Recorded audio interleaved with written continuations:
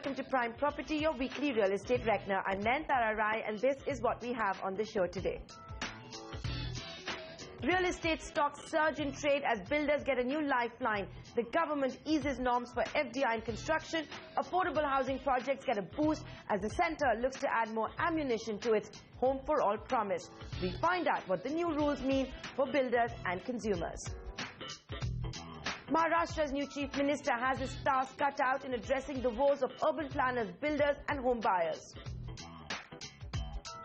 The Delhi government's biggest housing scheme sees a tepid response. We find out why.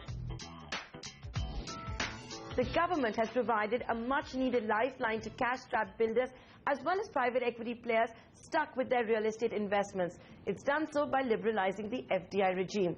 The Narendra Modi government's new FDI rules also focus on affordable housing, thus adding more ammunition to its promise of housing for all by 2022. These are some of the highlights.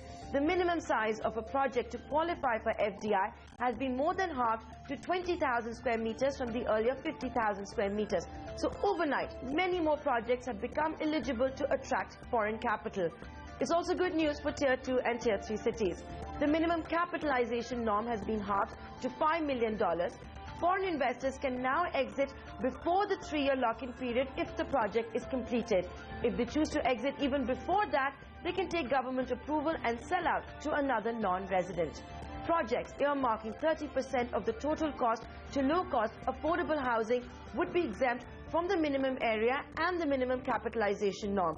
The government has also defined affordable housing. It's been defined as a project that commits 60% of the FAR to dwelling units of maximum 60 square meters. 35% of the units need to be for EWS housing of not more than 21 to 27 square meters. The government has clarified developers cannot include servant quarters in this. So what does all of this mean for developers and home buyers? Earlier in the week, I interviewed Gitambar Anand, the president-elect of CREDAI, Ansal API COO Dinesh Gupta, and consultant Pranay Vakil. Here's an excerpt of that conversation. Okay, thanks, gentlemen, for joining us here on CNBC TV 18. Mr. Anand, I'm going to come to you first. You're the president-elect for CREDAI. How are the developers reacting to the FDI norms that have been changed by the government? Does it have the potential to change the landscape of Indian real estate? Well, obviously, Nayantara, the developer community is very, very happy with this positive step that the government has taken, because it goes to show that they're very serious about promoting real estate per se and also achieving Mission 2022, which is housing for all. So this is one step towards providing us access to capital. I won't say it's very cheap because it's early days, so I don't know what expectations the FDI people have as far as the IRRs go and the returns go. But yes, definitely it is another window. Mr. Vakil, if I can bring you in, so there's a new lifeline, if you can call it that has been thrown to the real estate developers. There's a lifeline in a sense that has also been sent to the private equity guys that have been stuck with their projects, with their investments in the country. But I want to first ask you what every consumer wants to know, that post the liberalization of this FDI regime, the impetus that has also been given to affordable housing, going forward, will we see prices come down, the property prices come down? Well, this is not the only measure, as you know. This is an important measure. But along with that, we must look at the REIT. And the tax pass-through has been allowed on the REIT front. Plus, there is a talk about changing the land laws. If these three things happen, and there is some kind of a stability of foreign exchange, so that the foreigners bringing money into the country, do not suffer a foreign exchange loss, all of that put together will create the climate which is perfect for FDI in real estate. So I do feel that with more money coming in, the supply will increase, and if the supply will increase, the prices either will stabilize or marginally come down. At least they will not go up if there is more money that is pumped into the sector. Okay, so at least prices will not go up. Dinesh, if I can bring you in here, of course supply will go up, but that's a long-term story. That's a couple of years away from that supply is actually going to be on ground and built up. But once companies like yours have access to more capital, will you pass on that benefit to consumers? Sure. See, please try and understand the supply is not which is on the drawing board. The supply is also the projects which are still incomplete or are marginally complete, and they are waiting for the last mile funding to be provided so that the projects can be completed and handed over to the people. And obviously these are an impediment in creating the supply as well as making the market. So in case this supply actually is completed and handed over and delivery takes place, the prices should stabilize. The problem is the projects are not getting completed. There is shortage of houses, and obviously in that process the prices are going up or down, or whichever way, depending upon the micro markets and how they are behaving. Mr. Anand, if I can bring you in now, what we've also seen in the FDI policy is an impetus that has been provided to affordable housing, to low-cost housing. Now, let's be honest. This is not a segment that attracts developers. It's a low-margin business. We're also talking at a time when there is a slump in the property market. Is this enough to, first of all, convince developers to actually enter affordable housing? See, Nandara, I would like to put things in perspective first. This policy does not mean that you'll see a sudden inflow of capital into the sector. The foreign investors are very choosy. They're very careful about who they will invest with and at what rate of return they will invest with. So it's not that from tomorrow we have access to capital which costs us a single digit. So it's not that things will change from tomorrow itself. It's a process. Let's see what happens. Point number two is that, we keep saying that the market is overheated. You just said that there's a slump in the market, and people are saying that the prices are overheated. The RBI governor has gone to the extent to state that we should not look at real estate pricing from the perspective of Aurangzeb Road in Delhi and Kaf Parade in Mumbai. If you look at pan-India, the prices in real estate is not overheated. It is not overpriced. So let us look at this whole situation on a pan-India basis. Today, nowhere in, let's leave aside Mumbai and Delhi, the central business district of Delhi and of course Mumbai.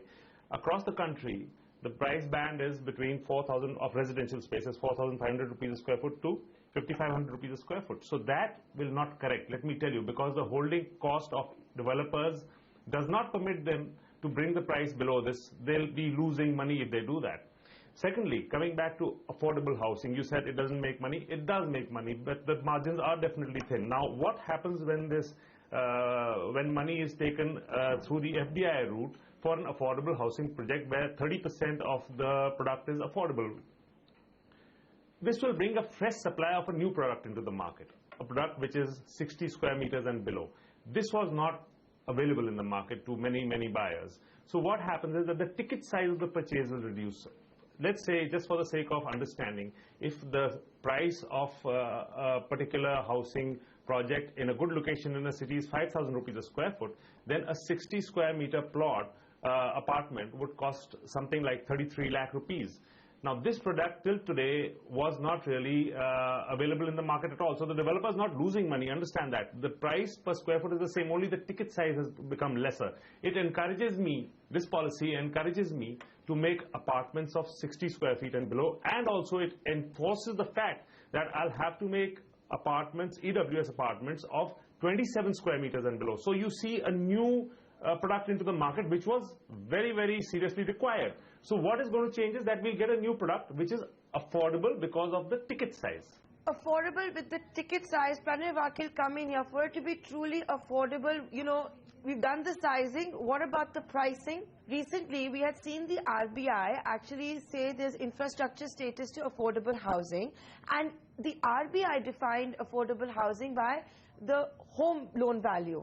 Do you see the two of them are now going to play a role together? What the FIP, what the cabinet has decided yesterday and what the RBI has said earlier, should we be reading these two together? I think it's good to read the two together, but there is still a confusion between affordable housing and low-cost housing. Let me take 2 minutes to explain this. Affordable housing is housing which falls within 5 years gross earning of the person buying it. So if you're assuming that the person who's buying it, his income is say 10 lakhs a year, up to 50 lakhs is affordable for him. So affordable is a relative concept, but if you're talking about low-cost housing, which is coupled with the 60 square meters put together, I think is the answer. So anything which is between 20 lakhs and 40 lakhs in this sense would be affordable and low cost and would fall within that spectrum. Mr. Gupta, if I can bring you in, Ansal API is known, for example, as the kingpin, if I may say so, of Lucknow. You have a huge presence in tier 2 cities. Your fortunes have literally changed overnight. When you do a project in tier 1 or tier 2 towns, there is a technical concept called density. So therefore, you are allowed only a particular number of dwelling units, whether they are sizes of X, Y, Z, on a particular piece of land or per unit of measurement. So if you start reducing sizes of certain dwelling units to accommodate affordable housing, what you are left with is a larger FAR, which basically will have lesser number of units, and the average size of those apartments will be very large. So what you will have is at one situation you will have 60 square meter or 30 square meter affordable apartments, and on the other hand you will probably have a 500 meters or maybe 600 square meters of larger apartments. So I think the two concepts don't gel. But I think central government at the highest level should try and do something to compensate the developer and to basically do away with the high land cost. So in case even somebody wants to do in Delhi, the affordable housing should either be exempted from the FAR ceiling or the dwelling units at the same time, either or, so that the affordable housing can be created in a separate manner and the entire FAR of the project can be commercially exploited by the developer. And it's very similar to the SRA concept that Mumbai has, that whatever SRA or whatever slum dwellings you are actually developing, equivalent FAR you will get for the commercially viable or which can be exploited commercially. So I think there has to be some compensation to the developer to compensate for the land cost equity. I get your point. You're saying that if you want affordable housing to be a success, you have in to today's time with high land cost, and let's be honest, we also need the RBI to pitch in and perhaps reduce interest rates so that it's affordable for people to actually take home loans and to buy these properties as well. So I think the verdict is unanimous with our panel. It's a good beginning by the government. The FDI norms will change things. We'll have to watch out and see by when that's really going to happen. Maybe it's just baby steps. Things will change for the real estate industry in India. Thanks, our gentlemen, for joining us here on CNBC TV 18.